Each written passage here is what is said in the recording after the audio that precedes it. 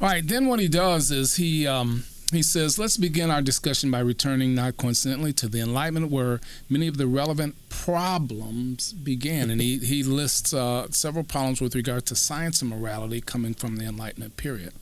First of all is the problem of freedom.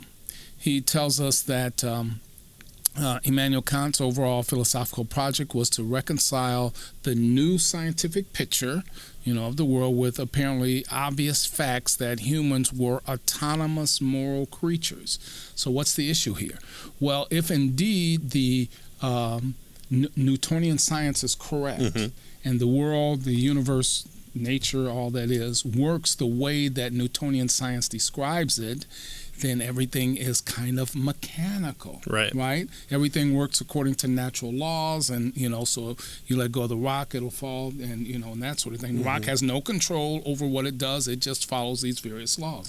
So the question is then, what about us, right? We're physical. Yeah, we're physical, and do we work according to the natural laws as the the Enlightenment period and the Newtonian science suggests?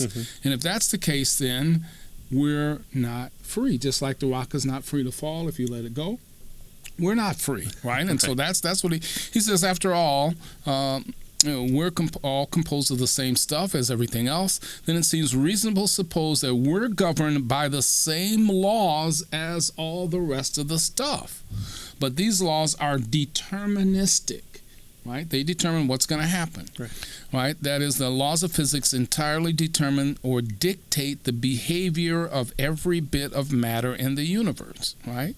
And so if that's the case, then our behavior ought to be dictated as well. Sure. Right? Yeah, I mean, just think of playing a game of pool, and you have the ball, it strikes the other balls. You can measure the force, the direction, where it hits it, and you can have a good articulation of where every ball on the table is going to go. In fact, I forget who said it, but said that if God was playing pool and he hit his first shot and all the balls went into the table, we knew that God was cheating, because we knew that wouldn't be possible unless the table was rigged or something along those lines. So it was just strictly from a physics point of view. You can take known objects and known quantities and say, here's the force, here's the direction, here's the acceleration, and through Newtonian mechanics, which that's how you get rockets to the moon and asteroids and here and back again, you can make these futuristic claims. Right, yeah. And so the issue then, especially for morality, then if we're just naturalistic entities, right, like everything else, all the rest of the stuff, he says, then if our particular behavior, just like the rock's behavior or the rocket's behavior, should be deterministic or be able to be determined as well. Right, everything that we do should be determined. And if that's the case, then we're not free. And if we're not free, then how can we be morally responsible for what we do? Yeah, we're molecules, so we're physical objects, and we're chemicals. So just our brain is just that thing that fires off that certain chemical, and we feel happy. So, which is again all molecules. So we should be able to know when the stock market happens, because that's a product of human interaction, if we just have enough information. Yeah. And there have been movies that have done that, like Pi, which is a really good movie. Yeah. So just like the rock, we can't blame or praise the rock for anything it does, right? It just rolls down the hill. Operating according to the natural laws. Then we're not praiseworthy or blameworthy for anything that we do, because if that's the way things work, then that's just the way things work, and therefore we're not free, and so we're not. Yeah. Congratulations, you did a thing. Yeah.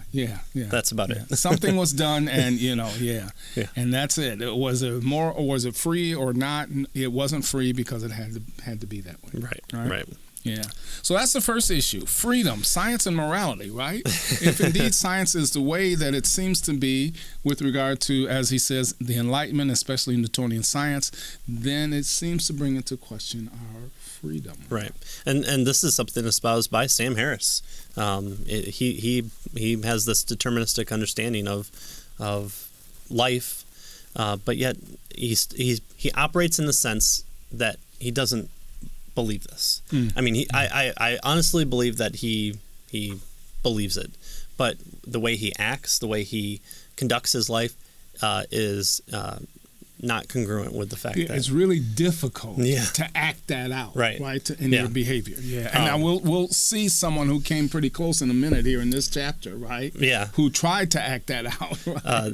In terms of no morality because of this. There's an economist, Mises. He kind of helped to develop what's called praxeology. Do humans act? And he at least had the understanding of, well, are humans free or deterministic? And he says, well, I just choose to act in a way that I have free will, even if it's determined. So it was a slight little joke, but I think Sam Harris kind of embodies that as well. Yeah. Well, and then the scientist and philosopher D. Hobach argued that free will is just an illusion, right? And so, we just trick ourselves into thinking that we have free will. Do we freely trick ourselves? Yeah.